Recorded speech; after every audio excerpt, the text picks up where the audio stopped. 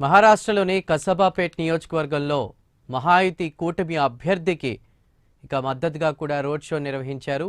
ఈ రోడ్ షోలో AP deputy CM Pavan Kalyan కూడా పాల్గొంటున్నట్టు తెలుస్తోంది. మహాయుతి కూటమి అభ్యర్థి హేమంత్ రసానేనిని గెలిపించాలని ఆయన విజ్ఞప్తి చేశారు.